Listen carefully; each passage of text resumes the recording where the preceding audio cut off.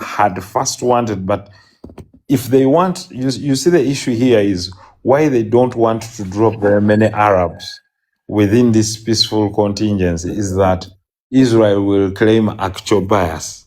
You understand what I'm saying? Yeah. It will actually say that because these are Arabs and Palestinians are Arab, there is actual bias in this matter. So they want what you call picking contingency from semi-independent that do not look biased in both faces. That's why they are picking from different countries, part of even others from South America, Africa, but others are members of OIC like Uganda, the Organization of Islamic Conference, that is really contributing a huge part in this contingency. So I think ideologically it was well thought out. Whether Israel will let it be, I don't think, because if they disarm and create peace in Gaza and disarm all groups, Hamas inclusive, then the project of the Modrics, because when you say withdraw back to your original positions, if you are following, 3 weeks ago, there was a march by the far-right Israel politicians saying they break the wall and build Gaza up to the yellow line where these people have been put, the Israelis. So now the issue is that Netanyahu has to play to that gallery, because if he doesn't, those are the two extremists. Those are the guys that are funding settlements in the West Bank and the killing of innocent people every other day. And they also want to flatten Gaza and force those people into Egypt through the Sinai. And then the question about the relationship between Uganda and the Arab nations, because it's like too much of a coincidence. The other day, our CDF was tweeting about the interest he has in Gaza or fighting alongside Israel. And then we saw the statue that the gentleman was talking about. So it's almost like Uganda, although it's going as a neutral force, but it is showing signs of, of siding with Israel somehow. Of bias. Of bias. They are biased, yes.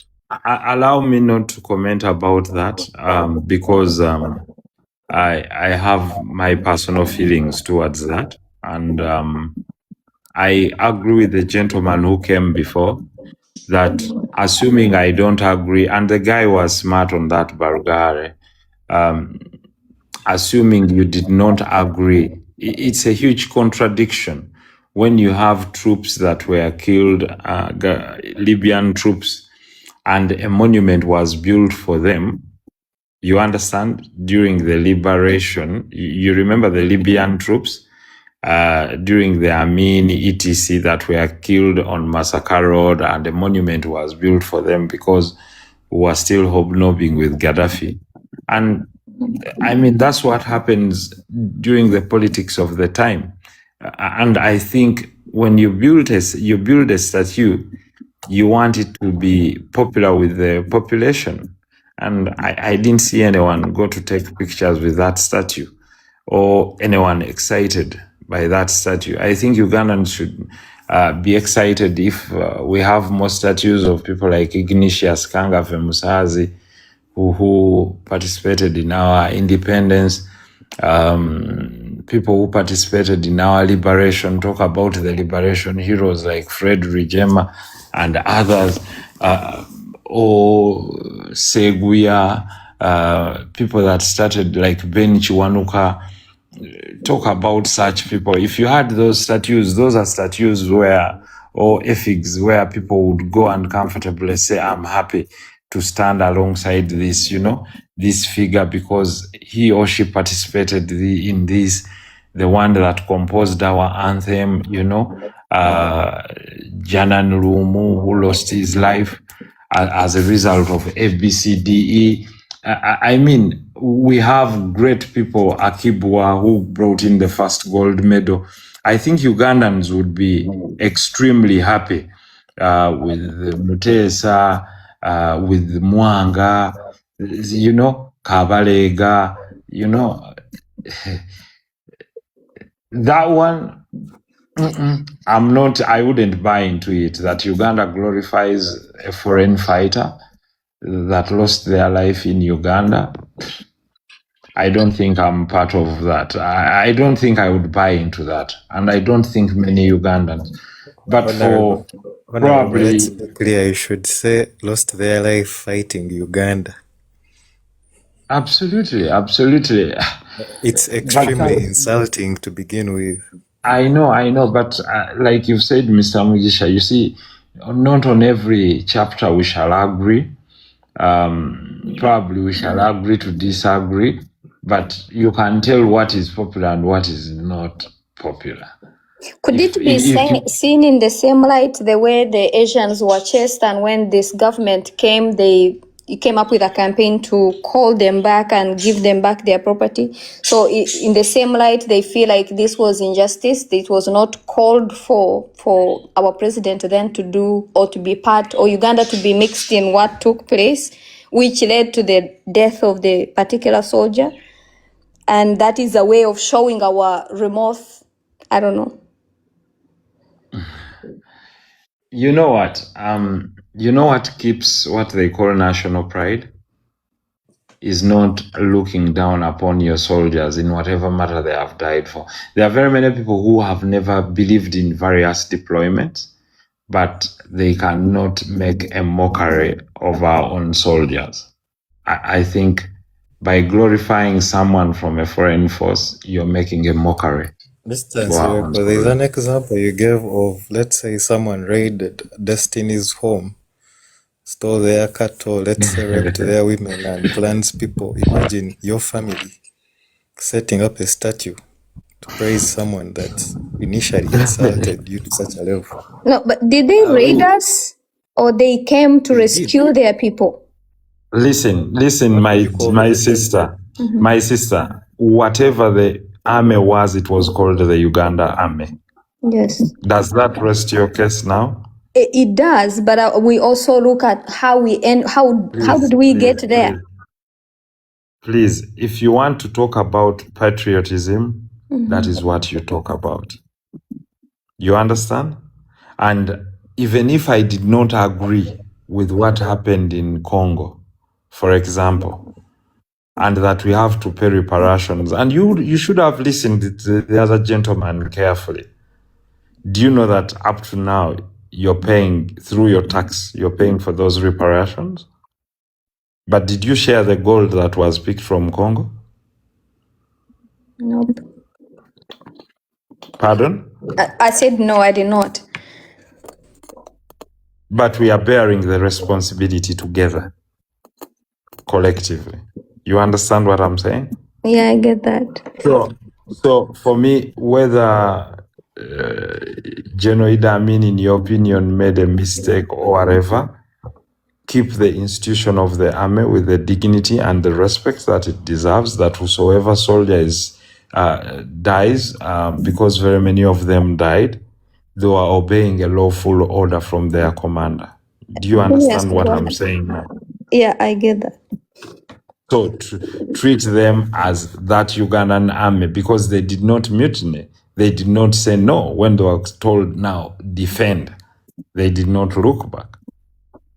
Genius, go ahead. What Mugisha is saying, we can apologize if there is need for apology or whatever is there, because countries do apologize, but not glorify. Okay. Good evening, good afternoon, good morning, depending on where you're coming from. And Honorable Nsereko, thank you for that last observation. It has actually surprised me that you have looked at it from that angle, saying it is really, really disappointing. How do you glorify a person, a foreign soldier? How many soldiers have we had in Uganda that have died? Gallant sons of Uganda, sons of so many tribes that we have, and nobody has even ever come to give them a hero or even raise statues for them. However, Honorable Nsereko, there is a very technical issue that I wanted to discuss with you. In matters involving territorial robbery, for instance, the one that happened in Congo, and the countries that, the perpetual individuals that went and did are known. How does this then come to us, nationals who never participated? And in the parliament, which you happen to have been in that house at three consecutive terms, you people could not say, much as they have put sanctions on the country, reparations to be paid by the country, can't we dig deeper to put these things on these people, since they also have properties? Why is it that we continuously face somebody goes and does something like a mufuti of, I don't know, Kampala Mukade, and then we pay things? Can you highlight what is actually within the limits of the law? Because we can't say that thieves can steal and the whole country is put on to ransom. You as Genius. members of parliament, yes. Genius, unfortunately, that is what the law is all about. That when they sue, they don't sue necessarily individuals, they sue you as a country.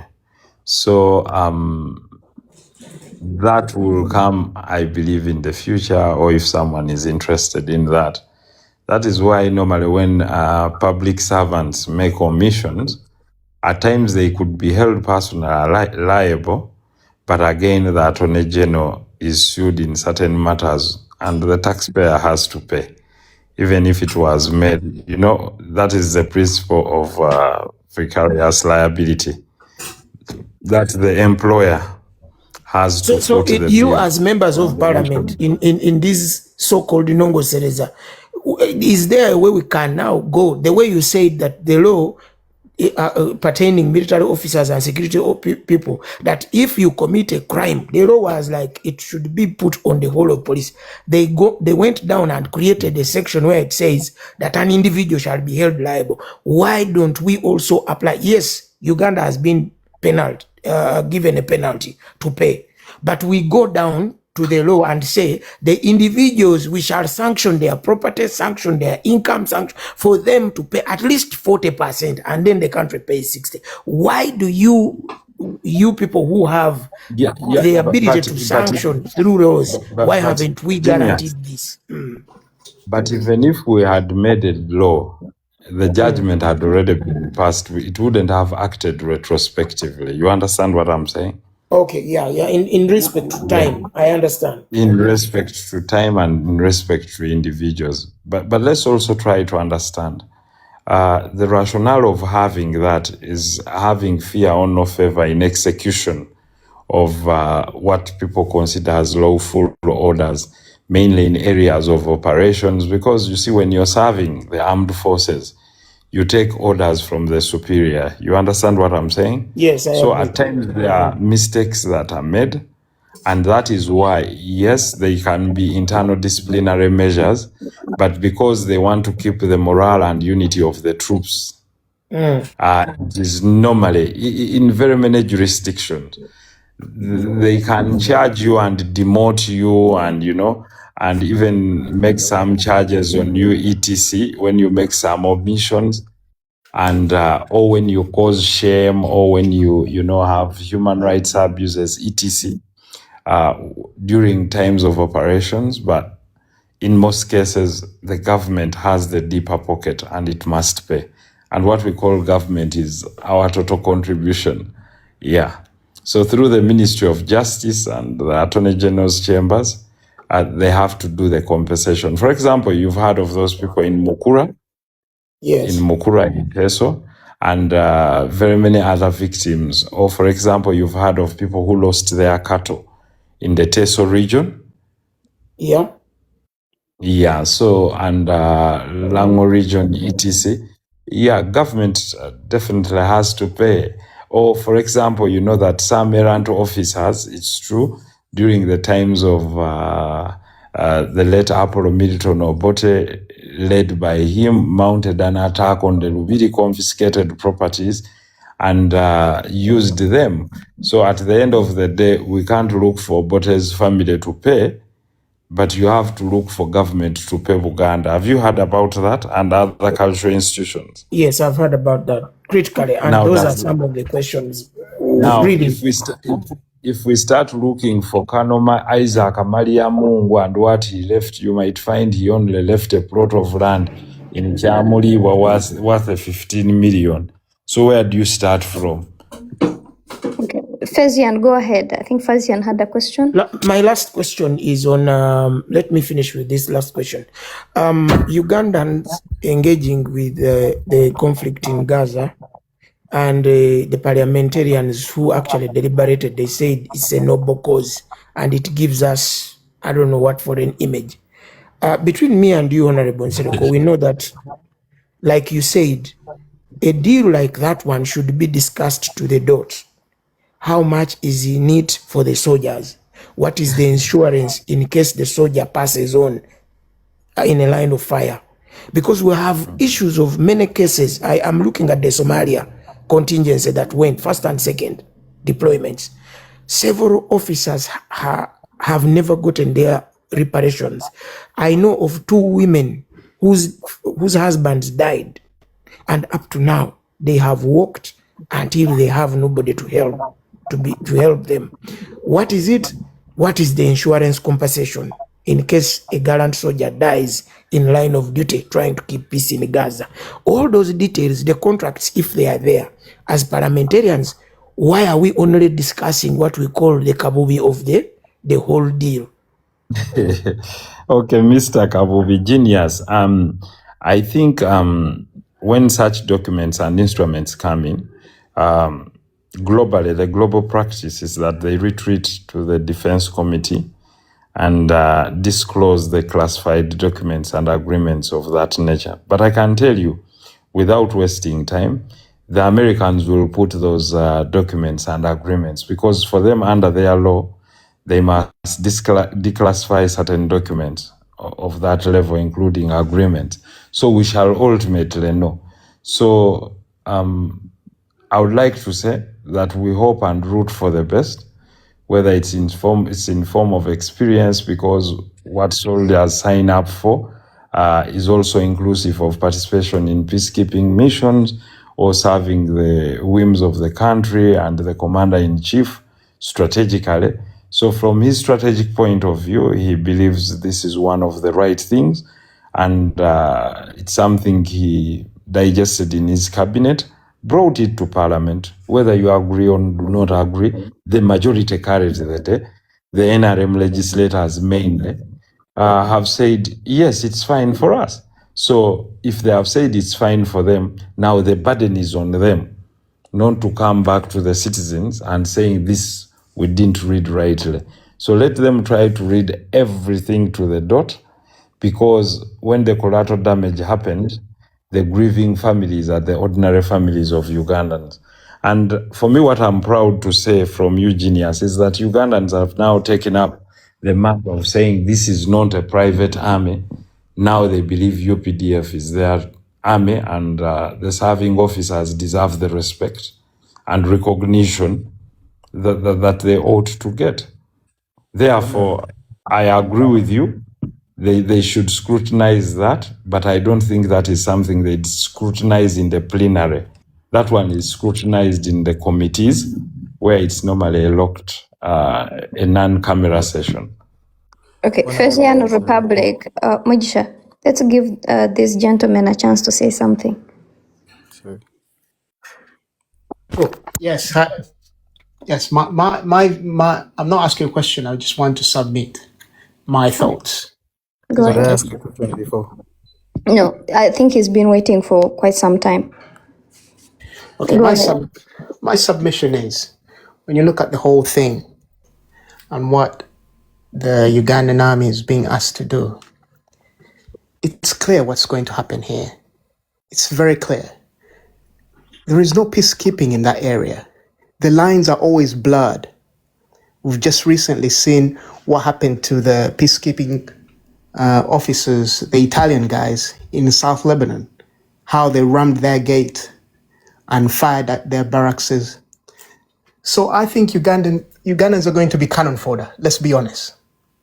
Because what's going to happen is something is going to be provoked. And, with Israel, there is no boundaries. They're going to provoke an incident which will lead the Ugandans to be in a situation whereby they engage H group. And H group is not the guys in Somalia or Congo. H group actually receives financing, state financing, from countries like Turkey, Iran, and all these other countries. So these guys are well armed. They're well armed, well trained, and it's an ideological war. It's not just a simple war. It's more than that. So I think Ugandans have gone there and are going to be sacrificial lambs. And the reason for this, my belief is the reason for this, is to secure certain people in certain positions by buying friends in Washington, by offering these kind of things in Washington. So they're buying their longevity, and they're buying their future by doing this. That's my view. And I think it's a great mistake. It's a big mistake because Ugandans are really going to be up to it. Trust me. When they come across the H group in that location, if just by any chance, if Ugandans initiate, if let's say if there's some sort of indiscipline and the Ugandans pop off the first shot at H group, all hell is going to break loose. And remember, when something goes wrong, it's Ugandans who will be held up at The Hague. Because, Israel won't be held up at The Hague. They will actually put Ugandans there. Oh, yeah, they did this.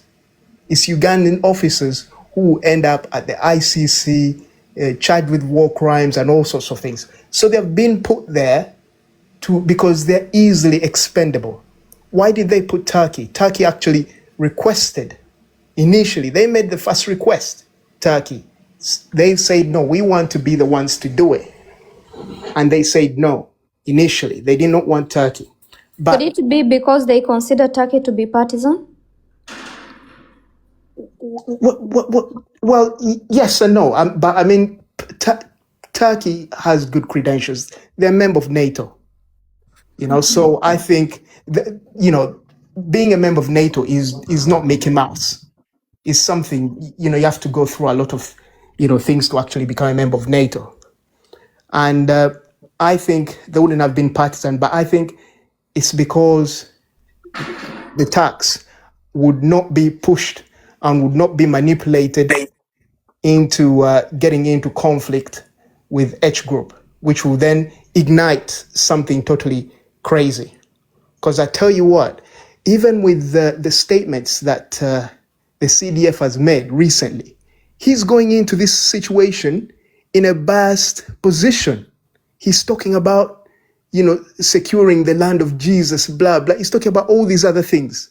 So he's approaching this on the other side. He's not approaching this, as, somebody neutral or going there, to actually work as a peacekeeper. He's going there, he's already formed his views. And we also know the views of what initially when this whole incident happened, we saw the tweets. We've seen the tweets from the mother talking about, Ugandans should pray for Israel and all this kind of stuff. So I think Ugandans really are. It's incredible how the politicians actually voted this thing through. Uganda is already biased. They're in a position of bias. They're there to serve the interests of Israel and America, and they're going to be used. And once they're used, they're the ones who are going to end up at The Hague. And Ugandan soldiers might end up doing things out of panic, and they're going to end up at The Hague because nobody's going to cover them. You can't put an American or an Israeli at The Hague, but a Ugandan will be put there. Trust me. Fezian. Go ahead. Now, what happens? All the countries whose contingencies have been proposed are in good working relations. Actually, you'd actually say Okay, their level of biases differ, but actually, in the books of the United States of America, the US doesn't want to deploy troops because of the political ramifications. You understand? So Trump comes up with this board of peace and gets his friends. And because the Arabs cannot have enough troops other than Egypt and Sudan, I don't see any of them present any credible troops there.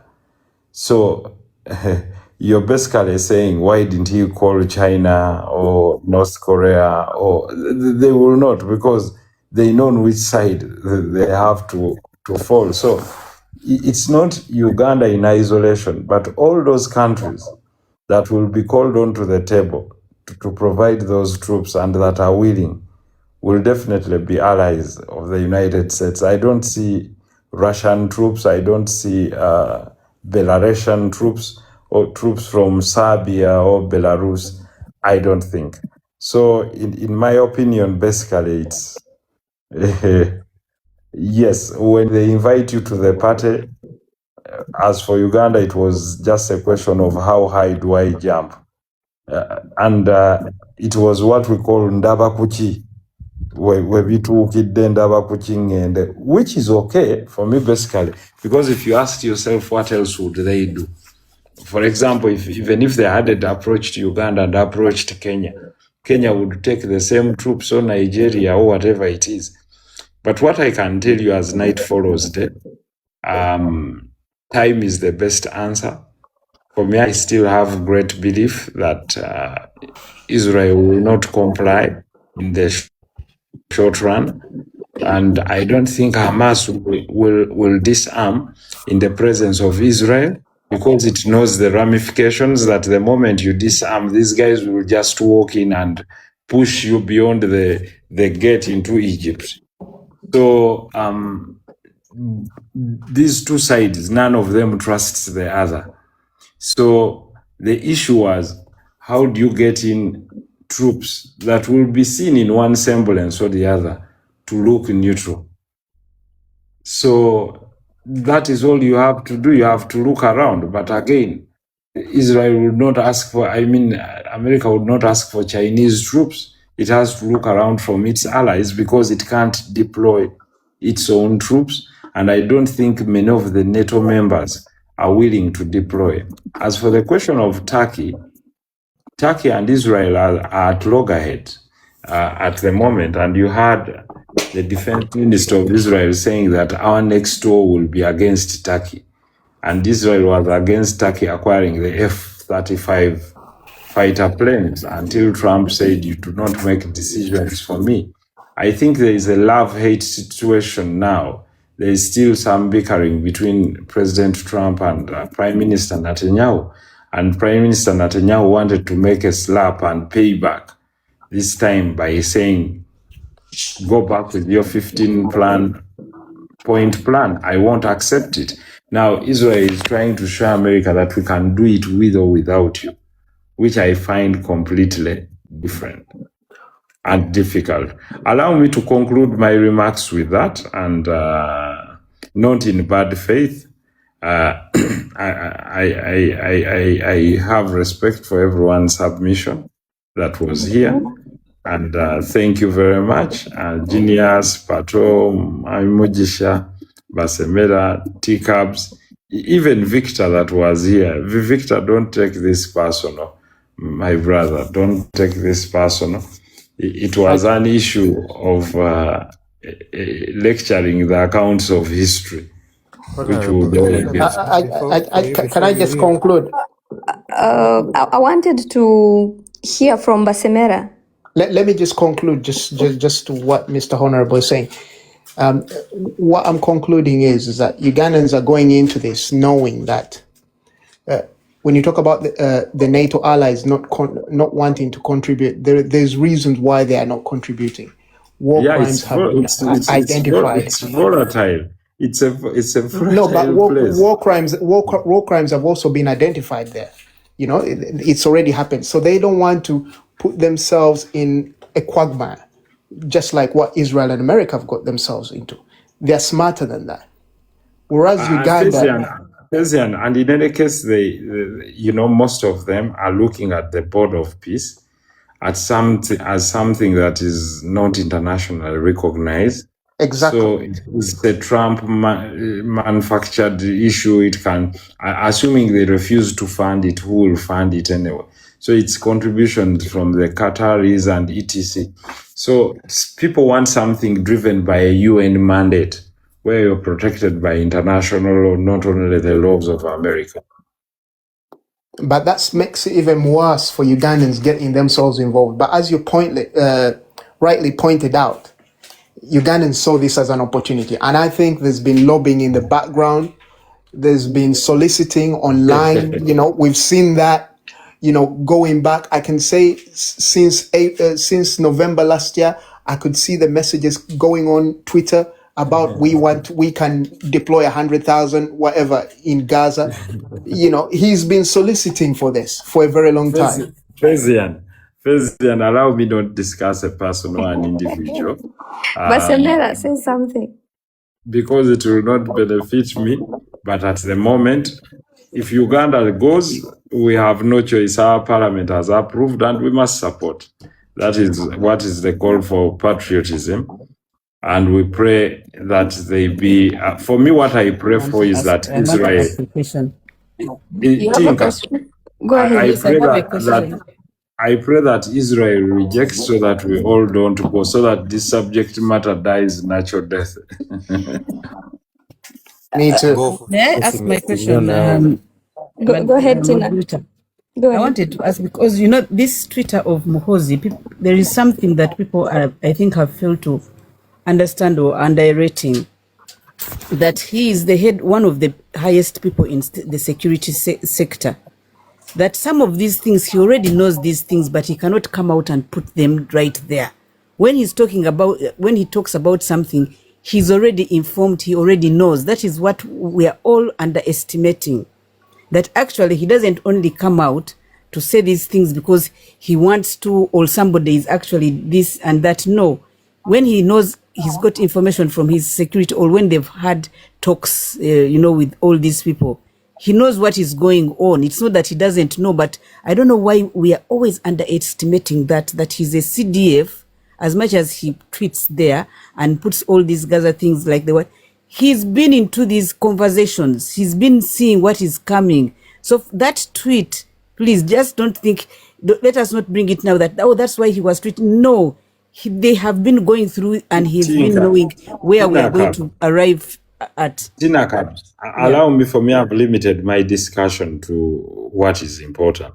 Yeah. What someone tweets at the end of the day is their business. But I can tell you, time is the best answer.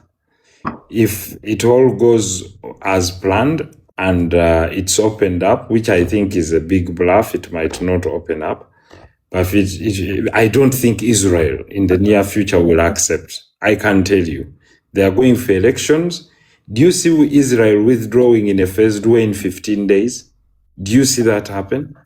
But they have actually already denied. If you have read BBC and Al Jazeera, I think Netanyahu disagreed with Trump about that. So it won't happen. That is what I'm saying. Katabs, that is what I've already told comrades here. Yes. That in as much as whether we want or do not want, the subject matter might be off the table. Omugati gwe tukayanire mmese yagulidde dda. But Honorable, before you leave, assuming, let's first leave Israel and the possibility of the two-state solution and all that. If those were not the issues that we were concerned about, is there any other thing? Like people were suggesting the profile of Uganda and the image, willingness to contribute to world peace. Then the experience of the UPDF training alongside the best armies in the world, deepening Uganda's ties with the UN and all those participating nations. Do you think those are things that we should as well pay attention to before we dismiss the entire thing? Of course, the issue of saying deepening ties with the UN is a big lie, because that board of peace troops and etc. is not through the UN, is not after resolution by the UN Security Council. So that one for international diplomacy is absolutely not right. Mr. It is Nsereko, wrong. allow me to add to Destiny's question because I feel But like let me first wind up with that because I might get lost. But the second one, similar question. Wait, Mugisha. since it is similar now, Mugisha, why are you adding? Kanyongereko kati ni mukama wange nzikiriza. Linda Yes. Kokateno.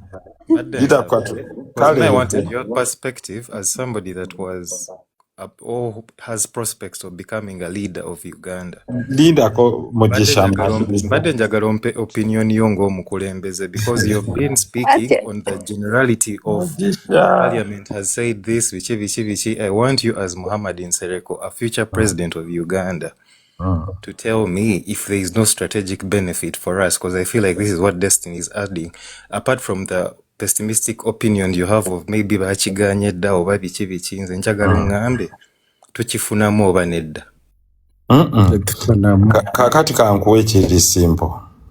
In the situation in which we are, if anyone held presidency in Uganda, let's say it's you or myself, and the president of a superpower says, listen, we have the desire to contribute troops for this campaign or cause. The issue for me would be to say, yes, I'm going to talk to my people, but can we have a UN resolution so that we have a mandate from the UN? If you can have that, then legally you go without any repercussion. So even if there is any backfire, you're covered as a peacekeeping troop or contingent, ratified and cleared by the UN Security Council. So for me, that would be, at global diplomacy and procedure, it's something I would continue to vouch for. But in the situation another leader is, they decide according to the facts that they have and their strategic interests that they do have at the moment. So I cannot speak for them. So I speak for myself, like you've asked. But now going back to the question of Tina, of the benefit that fighting alongside, but you said you're not going to go fighting. That's what Fezian was telling you. That was actually me, not Tina. Okay. No, but I feel like Uganda rubbing shoulders with, say, the Israelis, who are considered to be the best, army. No. I don't know that it would add to the experience of Ugandans. And that is rubbish. Rubbing shoulders, what? What shoulders are you rubbing? the issue Mr. Nsereko, nze omusiiwufu bwe ntambula naawe mba nkuyigirako. So waliwo bya rubbing shoulders. Just so oyagala kutiisaamu bantu. If I'm less than you and I move imagine with I'm you, believing that now I'm rubbing shoulders with you. I learn how you do your things. Rubbing shoulders, I don't think for me it's a big point. For me, the biggest point here is that Uganda's chance okubeera nga continuing alliance ne strategic partnerships in military cooperations in the United States and Israel. For me, I think that's the core reason that drives them there. That is the urge, because not only through donations from America that Uganda gets directly, but also the military corporations that they have. I think that is the bond of trying to say, I cannot let you down.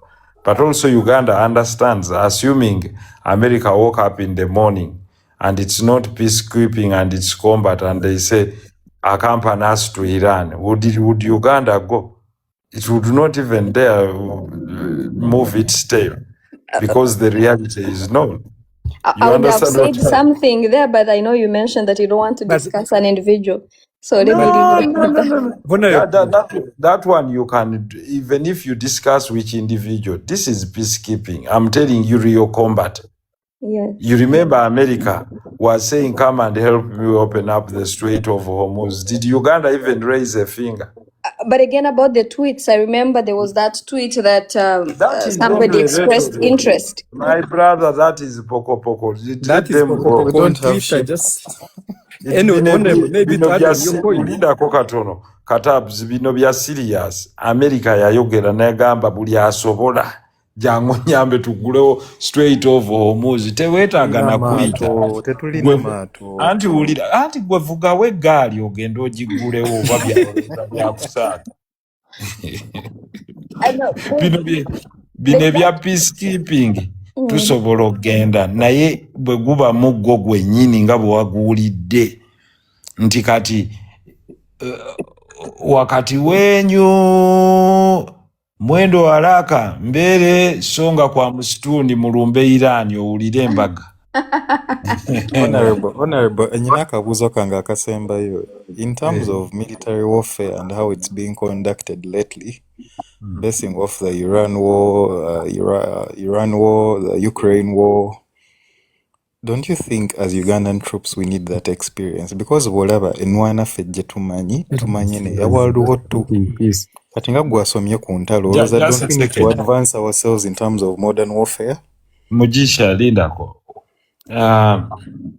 Kambere clear. Trump has said on many occasions that he invites all countries with the capability to come and join forces. Okumuyamba okugulawo Strait of Hormuz. Haven't you all heard that? Yeah, we have. But I feel like his call was focusing on mainly Europe. Ate gwa kuyite nga kyova owulira Mugisha Gambye onoogenda na ggaali toyina yadde lyato lisobola kutambula kubuuka ocean emu. Because tulina abantu, we have the human resource. Ate human resource mubuli olutalo nga n'Amerika. They go to work. My dear, olabika osaaga birisi byakusaagamu. You know, Iran is not a cheap country. By the time you see Europe, nga bonna bagamba sijja genda, nga buli omu agamba sijja genda. Okitegeera. Goyina gundi mmeka ezisobola okubiriza gundi za Iran nga zize. Missiles. Air defense yukanaki. You'll be run out of air defense within minutes. Ekyo buli omu akimanyi. To an extent, ndikati America has put its tail in its legs because it has used 80% of its ammunition. They are running out of ammunition. Ate bano bakulaga bakyalina 90% of their ammunition. So this is not a joking thing. Don't think there are not many countries who can raise up their finger and say we are ready to bootlick America. Tuwe sente zonna zoyagala tugende tukikolere. No. It's not a gamble. Somebody was suggesting that this could also position especially our leader as a possible mediator between Israel and Palestine regarding the two-state solution, but that because that has been his position, and probably that's why they thought of. Mwana gwe kankuleko ogende weba. Possible mediator. Our leader.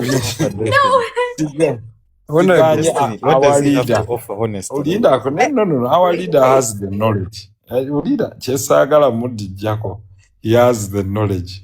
Negwe mazima ddala gw'olaba nti ensi yonna basobola otuula baseneta ba America balinde president wa Uganda byateeseza ne Netanyahu. Kati Netanyahu and the challenge that is there is no neutral nation, like everybody seems to be aligning with somebody. Lead is at Gondi host. Whereas President waffe aina amagezi asobola okutabaganya naye bamulekera Buruhani na Hamid bamugasa okugezesa tizala waranka naye lwasobola akati oba Kisikedi ne Kagama abali okumpi tayinza batuuza atuuze bosaga no. It's even funny. No, but the host believes in her president. But Okay, it's okay to believe, but I think that is strategic ambiguity. No, like I'm just trying to consider all possibilities, because like before they invited UPDF, if they had said that, like when that tweet came out, people were laughing. They're like, oh, this one is joking, or this one is, you know what? The President Museveni offered to mediate between Iran and America. I had that by the way. tebaatawaana namuddamu. But Mr. Nsereko, nzikiriza olina capacity bw'oba oli mukulembeze wa Uganda okutabaganya America ne Iran. Naye Katonda akusaasire kirabika abantu otulo tuzze essaawa 7 pato bano kamba kulekere Honorable, but the president is the chairperson of NAM. Muganda njagala nkubuulira ekintu kimu. Amerika eyo giraba mbuyo yalemereddwa. Omanyi nti ekyo it speaks to what they call a superpower. Nti Amerika yeetema amayinja nti yalemereddwa okutuusa enteeseganya wakati wa Israeli ne Palestine. Uganda omanyi bwe batuyita third world shit hole what abusajja nga bw'obumanyi nti yeyaleese kino. Kituufu tulina president omugezi mugumiikiriza asobola okulaba negotiations. Muganda wange tebasobola yadde muwa chance abatuuze. Naye ono yete yaraba Tshisekedi ng'agenze mu White House. Obanga agamba mu meeting y'abagagga ey'ekika baconsultings omunaku omutamiivu ow'okkaalo. No, Mugisha, I think we are underestimating ourselves. Mugisha go kyogedde naye nze kyenkubulira kati abazungu mubeerabirako ekintu kimu. Bakyalina eri supreme behavior ate n'omujugu oyogerako tamanyi nti omuddugavu muntu mwekuba ku Israel. We saw Pakistan mediating between you. Is Pakistan viewed? Pakistan is a nuclear power. Pakistan is a nuclear power. Why would they sit with Saudi Arabia and Turkey in the security pact? Why is Uganda not among? What did you Saudi Arabia and Saudi Arabia? Uganda Mugisha nkuwe ekitiibwa naye ku kameeza awo waliwo ki? Tetulina kye tuteekako. Kale kansuubire nti tekiriwo kati Pakistan sooka ogijje. Nze mbaŋŋamba naye naffe tuba tuzze kuyiga. Omuntu owa wansi oba ozze n'oyiga. Osunga naye Pakistan ekyamazima is very strong. Pakistan is a very strong, has a very strong army. In any case, it's a neighbor with Iran. So you do know that communication goes through very clearly. It's a trading partner with Iran. They have commonalities in Nyingi. They are all Muslim nations. And you would understand that it can do the bidding here and there. It's a military government that was installed by America after having overthrown a democratically elected Prime Minister, Imran Khan. Era ngenda nentunulira bano abagenda ne bagamba nti osobola ogenda mu America ekuddiza democracy nga yo yennyini ya instigatinga ku mu Pakistan. Ebyange bikomyawo. Lwaki sibeerekereza? Thank you, Honorable. I appreciate you for your time. Pato ali awo Taki ajja kuba ntwalira. Pato naye asirise talina kyatugambye. No, I was listening. Okay. Okay. My brother Katab's salutation, it has been a while, and the entire panelists and the audience down. I want to put some records straight. People have been isolating the UN Security Council in this matter. Because some were talking about Uganda being a member of NAM, chairing NAM, but again it is siding with the US on the matter that would have been spearheaded by the UN Security Council. The UN Security Council endorsed this post-war plan. Because I had even the Honorable trying to distance. It endorsed? Yes, they endorsed this plan. Two, no, but Uganda, UN Security Council works by resolutions, not endorsements. Okay. What do you mean it endorsed? Uganda can only deploy and the rest of the world if Israel is in agreement and Hamas is in agreement. Because according to this plan, Hamas agreed in principle initially, and Israel also agreed in principle until today, when Netanyahu came and made a defiant statement. In fact, the greatest point of contestation here is because according to the US framework, it envisions a phased withdrawal of Israel forces, and this must be running parallel to Hamas surrendering its arms to a new governing body. And according to Netanyahu, Israel will only pull out its forces if Hamas has been completely disarmed.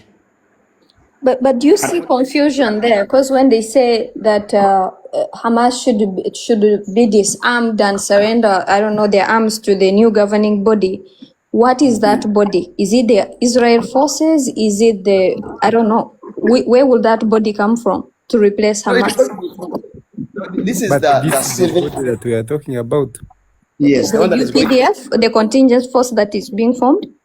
Yes, Yes, the International Stabilization Force. Okay. yes. And that must be happening. It must be happening concurrently as Yes, it must all go concurrently, Hamas is also being disarmed, which which is very hard to happen. yes. And then, in fact, I want to quote Netanyahu. Today he stated that Israel demands a total verified elimination of all military capabilities rather than a superficial handover. In fact, he is not talking about a disarmament, but dismantling all the military capabilities of Hamas. And until that happens, that is when Israel will withdraw its forces completely from those areas. And then the other point also is a political case. They have elections, I think, in the coming 2 months. I think it is on the 26th of October. And now Yes. is facing intense pressure from the far-right politicians concerning base and then the military control. So I don't know for that case, for the time factor, maybe if the deployment is to happen after the elections, maybe we'll change his position. But that is another issue. But because the main point of contestation is about Israel withdrawing at the same time Hamas being disarmed. So the We also need possibility to know what will happen in November in USA. Remember, they also have midterm elections. midterm elections, yes, it is also a factor, a very big factor. So the possibility of this happening is almost next to impossible, unless there is an amendment of this post-war plan. I don't know whether there are possibilities of going back to the table and they amend it. But in the format it is in today, the possibility of Uganda and the other 70 countries that have been invited to this process is almost next to impossible. However, keeping all those factors constant, for the case of Uganda, the deployment of Ugandan forces beyond the boundaries of Uganda must be in the best interest of Uganda as a country, maybe in the best interest of our national security, or even in line with our territorial integrity. So it raises a number of questions that the deployment of Uganda to whether in Sudan, whether in Congo, Somalia, Central African Republic, or even beyond the boundaries of Africa as a continent, is it in the best interest of Uganda? Because Uganda was among the 70 countries that were invited. But I know even if Uganda was not invited, it would go knocking on the door, or even it would hire some blockers from Washington. Oh my God. Come and invite us. You get that one, I know. Are we that desperate? I'm telling you, knowing Museveni modus operandi. Because when Uganda was deploying in Congo, of course, constitutionally, we had to seek approval from the Parliament of Uganda. We didn't. We did go there prior to the deployment. We went there after looking for resources to sustain those who were in Congo. The same thing happened when Uganda was deploying in Southern Sudan, in Juba. We went there. After going there, that's when we went to the Parliament to ask for resources. So what was so special about this one? Why didn't Museveni pursue the same lane that you're also deploying in the Gulf, in the Middle East, and then you don't seek approval from Parliament because they can do so? But this time around, you had to go to the Parliament. In fact, it is on record that Uganda was the first country to make an official approval towards this cause. Of course, there are some that have shown interest, like Egypt, like I think Albania, Morocco, and the others. But the one that has made an official position of approval from the legislative house, it is Uganda. So, at the end of the day, it raises a number of questions whether it is in the best interest of the country called Uganda. But however, Yes, sir. Anyway, on a nice note, nice to hear from you. I didn't know it was my comrade from Mook. I straight extremist. So, Katabs, the point is, I had the host talking about the benefits of the deployment, if at all it does happen. Of course, the diplomatic leverages, it could be the economic benefit that is attached on it. But at the end of the day, I don't think Uganda as a country would benefit more other than the regime itself, especially when it comes to the diplomatic point of view. I think it will be the greatest benefit. Why are you trying to separate the regime from Uganda? Because I think we're all intertwined. Everything they benefit, somewhere along the line we shall also benefit. So if our military is getting some knowledge in warfare, they are going to pass it down to some other people below them, and Uganda will become more advanced militarily in East Africa. Why would you people want us to stay in the past and limit our abilities to only fighting African wars or battles or issues? But Mugisha, there's something that you have been asking, and I really want to get. We are just peacekeeping. There is no war in Gaza. They are taking us as peacekeeping. Yeah, I think people you believe in the ideology of peacekeeping because every people they deploy as peacekeepers. No, it's not like what we are doing. Wait, Mugisha, it's not like what we are doing in Mogadishu. Yes. I'm studying how Israelis fight, I'm studying how Palestinians fight, and we need that level of drones to be a tag. Let me conclude in a minute. Maybe you will take him on. The mistake people are making, the deployment, if at all it happens, it will be only if Israel and Hamas agree. The two conflicting forces must agree to your deployment. It's not only that Uganda will deploy when Hamas is not in agreement, or Uganda will deploy when Israel is descending. No. That's why I told you the current format of this post-war plan can only happen if at all it's going to be amended. If not, it will not happen. Your deployment will only come into effect if Hamas and Israel are in agreement to your deployment. If not, the deployment won't be there. Period. Can I ask Mugisha? Go ahead, Makocha. So because China is not deploying and it is not going to learn about these things in Gaza, will Uganda be better than China because it went there and got that information? My brother, you forget we are not China, and they happen to be more advanced than us. So so it's not all about going there. My point is it's not all about going there and rub shoulders, and it is beyond that, just beyond getting knowledge. That's my question. It's look at it from you people are trying to point it from the regime. That you try to make like all the decisions make it seem like the regime. It's not the regime. This decision was, the Honorable said, was passed by our parliament. Our parliament represents us as a nation. So this decision has been pushed. Yes, whether Israel accepts us or not. Let me first take on this. Mugisha, I want to let you know, if you allow me, that not everything that is lawful is necessarily right.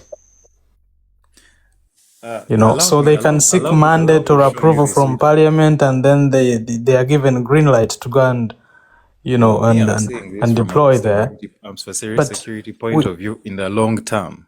Mugisha, that is fair enough. That is fair enough. Any other person would want to gain experience like as a that. Security contingent. But before we look at that kind of experience in the long term, is our national interest taken care of? What's our national interest? We have many youth that are unemployed. We have. So you're saying that deploying in Gaza is part of our national interest? Unemployed. What is our interest in the Gaza Strip? What our government is doing is providing jobs indirectly. And that is pretty fine. Many people are entering the army looking for jobs. Let's say you're getting 500 from the army. Now you've gotten a gig to go to Gaza where they're paying you 2 or something million every month. And I see people saying there is no direct combat and stuff. Mugisha, there's never been direct combat in Gaza Strip. It's not a conventional war. Yeah, know? we are Mugisha, still asking the benefiting These people are experience. fighting for their survival. It is survival for the fittest and the dying of the least suitable. But Mugisha, still, I we was have asking the people on the experience you're ground talking that about. are So that studying how all these war is being peacekeeping fought missions are going to be differently. targeted. We have seen Mugisha, United Nations Yeah. I was missions asking targeted. about the experience you're talking about. Which rocket science experience are they going to learn that they don't know of? Which My one? brother, when you look at the people that train us and train our army, the version of war that we know, these guerrilla things, Simanya, digger But trench, these things, Mogisha, we these have things had are our becoming military trained in obsolete Israel, So at you right? some mean point. they don't know anything apart from guerrilla war right now? The Ugandans, they know nothing.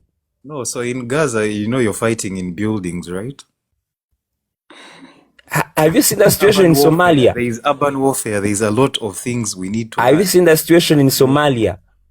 Mogadishu, to be Yes, Uganda has exact. gone there, Uganda has learned, and Uganda has adjusted, and there has been a lot of positive benefits from Somalia, because I know So many you're soldiers saying that that we have should go, enriched themselves from as Somalia. a matter of fact, you're saying that we should go to Ukraine and see how the Russians are How fighting. things are done. My Is that what brother, you're trying to say? Is even that if a they could send legitimate us to North factor? Korea, we have the military, and when I think of what our leaders are doing, we are trying to build a extremely So why strong don't thing we in East why don't we Africa. have that in a manner of training called the Israelis? And we've had our military being trained in Israel. But you understand the best type of training is learnt on the ground? So you're saying that wherever there is war, we should get our boots on ground. So are we better Yeah, than China? considering our Are we country's better than military. China that has not gone for any war? Are we better than them? So what Destiny asked something. Why do we keep on seeing ourselves in a minority point of view? No, like, are we better than them because they haven't got an experience of war? Are we Not better than them? but No, that you need to question does understand. not have. It's not about comparison. It's about But if what we are not looking we. at ourselves in the minority thing, where are we in the scheme of things? In the What is scheme our of things, stake in the international arena? strategically, I think we have positioned ourselves extremely. Yeah, learning from everybody. Really? Yeah. Of I other think people that, in and look, Palestine, of Mugisha, other people in yes, we can Israel, talk but about we are these learning things. from everybody. I think what we're trying to do here is to sanitize our diplomatic image that has gone south over the years. And that is How fair has enough as it a gone country. We would south, want that. Pan-Africanist? No. Our diplomatic image is How has actually it fine. gone Just south? leave that NUP hula That hoop. is subject to No. Leave that very NUP many. Destiny, Right. Destiny. Yes. If you have a leader of opposition that is in the US and is in the Congress, senators, you have seen senators of US saying Uganda should be put on sanctions, should do what and what and what. What would you expect the government in Uganda, which one is the regime that wants to stay in power, to do? When Uganda went to AMISOM, was Bobby Wine in the Knesset or whatever you're saying? We're saying right now, because the things that they're doing them hurriedly. No, we can't. Look, No, it can't be hurriedly because when they Destiny. deployed, first wait, when they deployed in Central African Republic, in South Sudan, in That is Somalia, okay. That is this an was African not cause. happening. So why are That we is an judging African this? cause. Our interests are very Did every substantive. African send a force there? So actually, what An you're saying is African what cause Pan-Africans say. is in our interest. Pan-African. That's what I'm saying. We have many African countries, but why only Uganda? And that's why I'm Okay. saying it's a gamble.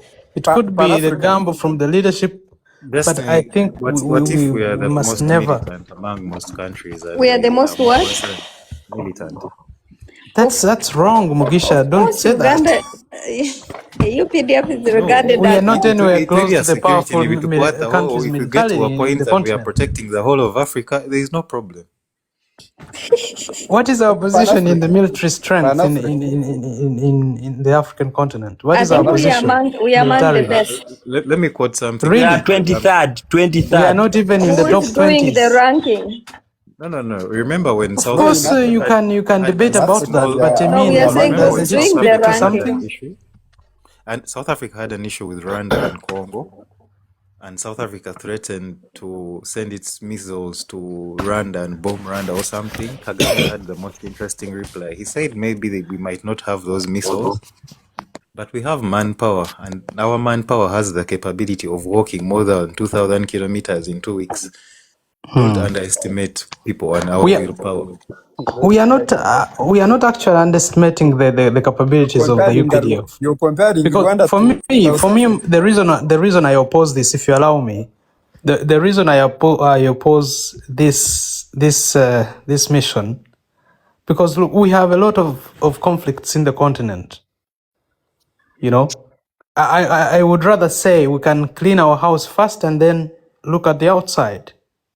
But I think Uganda Why has do we go to, enough men to deploy in Africa and in Gaza and still have and I'm some not left for saying Uganda. necessarily that we have to deploy in every other country, but in the context of the African Union, if they need Uganda to participate, it should be at the level of African Union, not as an individual country talking with the Americans and think that we have that firepower to get in there.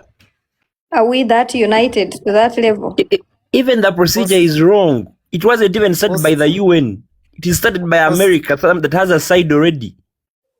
But is And like UN the involved in speakers that said, there's no particular resolution, UN situation we are resolution talking in about? regards to that. Pan-Africa. Yes, please. I think there's something that you mentioned and you left it hanging. You actually had the point, only that these guys somehow they attacked you. Uganda's international image is tainted. It's not good because That is of subject to violation of human discussion. rights. I can back my point. I know why I'm saying it. No, wait, I'm defending your point. Listen. Yeah. I'm saying Uganda's international image is tainted because of violation of human rights. That's a fact. And for a long time, we have been using our military to cover up so many things. That's the reason why we're in Somalia. That's the reason why we are deploying in Gaza, because we always want to be in good books with USA. We're in Somalia because of USA. We are going in Gaza because of USA. As a superpower, nothing else. But then there's something that Pato So mentioned. how come when As long America as there is said they no are agreement withdrawing and between Uganda said they Israel will continue anyway? as long as there is no agreement between Israel and Gaza, these guys, we won't deploy there. That's a fact. Earlier today, I saw it on Al Jazeera saying that Netanyahu disagreed with Trump. He didn't accept that deployment. So meaning it can't happen. And for them, Trump, Trump has remained with over 3 years or less than 3 years. So we don't know the plans of the next president that is coming, the coming president.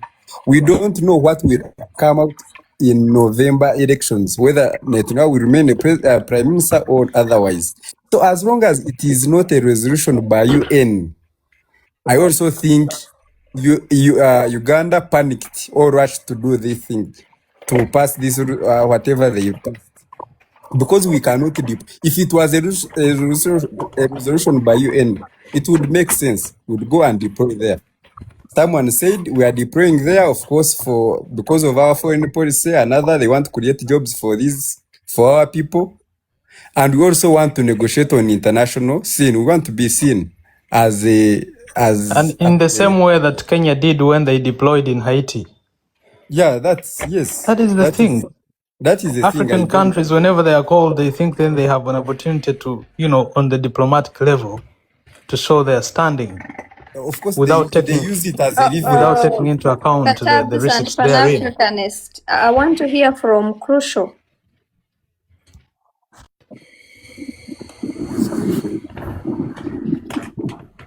I don't know if that's how you read your name. Crucial, go ahead.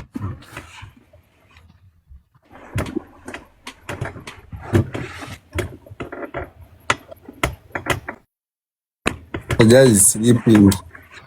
No, I can hear the stuff on his side. Kusho, are you able to talk?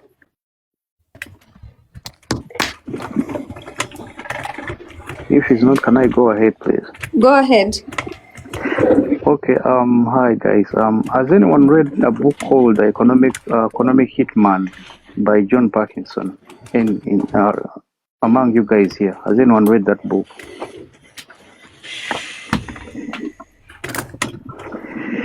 Anyone who has read that, yes, anyone who has read that book, you will understand what's going on.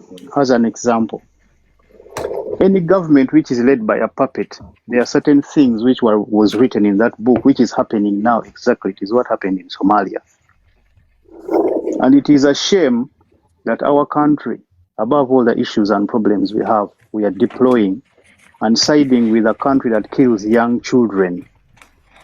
If you read The Art of War, The Art of War states that any army must be very, very careful with information, because information wins war and information can destroy a war. As an example, America lost the Vietnam War. The Vietnamese used the information to destroy America. So, as a country, with all the issues we have, I think in this time it's not wise for a country to deploy our young men in such an instance, because at the moment we can all see what is happening around the world. Mostly for those who do understand what happened during the situation in Germany. If you go and study the situation in Germany before Hitler came, why did Hitler come? Why did Hitler do what he did? You will try to understand what's going on, and it's going to happen in America as well, because America is now beginning to have the same sentiments. America's economies have been destroyed. The country moral fiber has been destroyed. The banking system in America has been destroyed by the same caliphate, the same group of people. So we are siding with those group of people. I mean, it is extremely dangerous for a country like Uganda, because for God's sake, we don't even have enough toilets in the city. The best way you can fight is the war to organize yourself.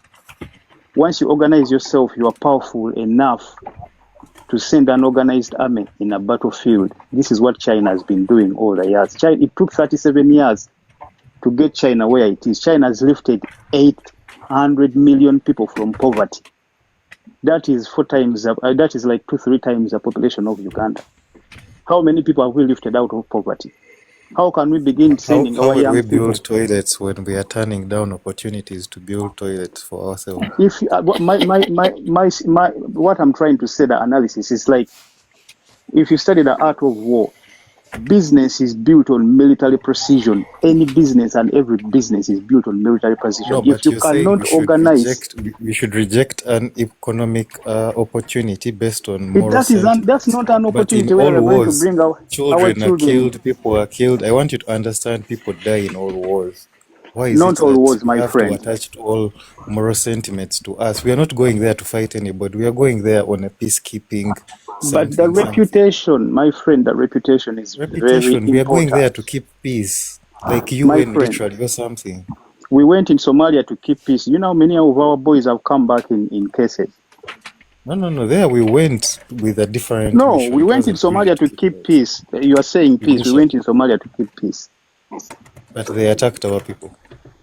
It's going to. I mean, what I'm saying is, it is not a bad initiative to send boys to, like, for example, if you are a human body, if you don't move around, physically, you will become older quicker. It is understandable that our army needs to be fit, yes. But you have to choose a side which is going to give you a upper hand. Because, like, if they just imagine the African Union, what is happening in South Africa? South Africa has taken these people to the ICC, and now we are siding with these people. And now our Ugandans, if they go to South Africa to trade, how do you think are going to be treated? They are going to be seen as traitors. What I'm saying, reputation exceeds a man's grave. At this particular moment, our reputation is going to be tainted. That's that's my point. It's not a wise decision at all to send our children at this time. It would have been a wise decision if we all left as an African Union.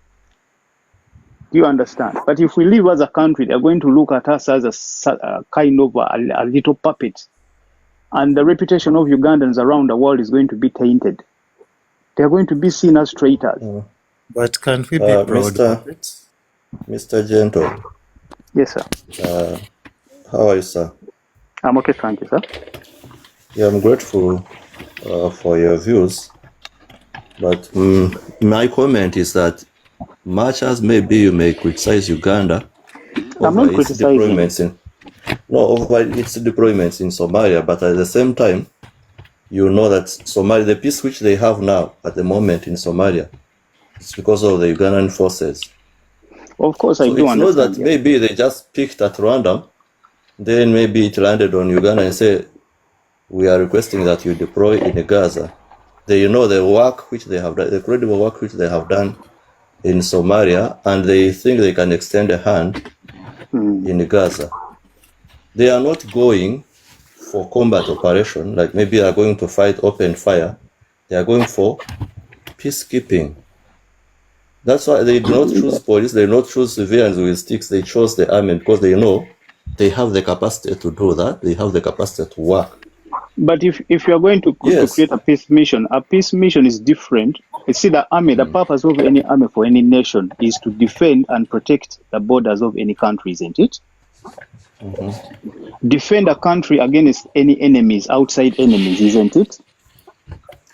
Yes. Now, the purpose of an army is not to be deployed everywhere, like gallant boys fighting from place to place. You can create a group which is called Salasin to go and do that in a different country. Do you know that American, they have military bases in many countries? They have 287 military bases. China has. So are those bases not in sovereign countries? America is the new Rome, and it is going to get destroyed by the same principle. Whether it is Rome or it's a country on its own. Yeah. My point here is we should use the Chinese model. The Chinese model is the politics of service, not the politics of theater. What destroyed Rome was the politics of theater. They wanted the name so bad as people were rotting. The whole system was rotting within. We should choose the politics of service delivery before we choose that is what has gotten China where it is. But the Chinese have concentrated so much on making their people. That's why if the Chinese wake up tomorrow and say we are going to attack the four corners of the world, the Chinese will pick up whatever guns, and because they know they are fighting for themselves. But you cannot take an army which is underpaid. But do you consider the fact that China has its own system of governance? Uganda practicing the useless system of. Exactly. We are not Chinese. No, what I'm saying, I'm not saying we are Chinese. I am saying we should so much concentrate on building inside. You understand? Than going for things which we have not gotten yet there to get. Because look, China, I'm giving an example. China has 4 bases, less than 5 bases around the world. America has over 278 bases around the world, which means most of the incomes are going to, the army is eating all the budget. Armies are very expensive to maintain. That's why countries like Norway, some European countries have no armies. Let me ask a simple question. You're Ugandan, eh?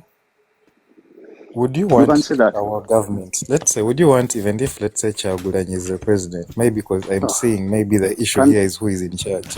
Let's say Kyagulanyi is the president. No, don't mention Kyagulanyi. Would you want us to be wait.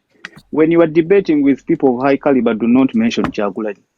Please. No. Just allow me to use an example. I'm saying, let's say... No, it's not a good example. Use Peter Maiga, please. He's saying that example is a non-starter.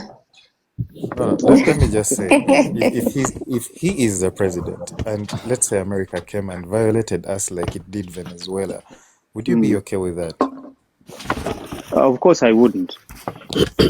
So let's say if our army is trying to develop itself and learn new things by deploying its soldiers in different places and learning, because everything we bring is experience back to our nation that helps us improve ourselves. And you people keep on saying, no, that's a bad thing. No, we should not do that. No, we have not built toilets. How are we going to do those things now we are stuck in our small world of just being Uganda? Are we not supposed to put ourselves out there and learn new things? There's no way. You guys, do you know that Uganda, they have had their military, actually they have had their army trained from Israel? God, the Israelis are in Uganda. This is not on-job training that you're going to train at the same time when you're on job working. So you're going to do the work which you know that you're sure of doing. Yes, of course they are trained by Israelis. We know that. Even the thing is, the builders, the engineers are trained by Israelis. The people who built boats were trained by Israel. We know all that information. But What we are saying, a country like Norway, yeah, is a it has the best education in the whole world. Norway, yeah, they do not have a standing army. Can you explain that? So you think we should You also see, not have different countries with different interests. The What I'm saying, we threats should of Norway are not concentrate. the threats of Uganda. No, the threats we have in Uganda is actually the army is working against its own population. That is the army is a threat. It is the opposite in Uganda. How is it a threat? How is it a threat? Don't you see the news every day? People are being taken in houses and being brutalized without even judges issuing any warrant. Judges are being, killed to right, floor, and center. That is insecurity. It's politically motivated. No, I don't think that's what. Listen, I just came here to remind all of us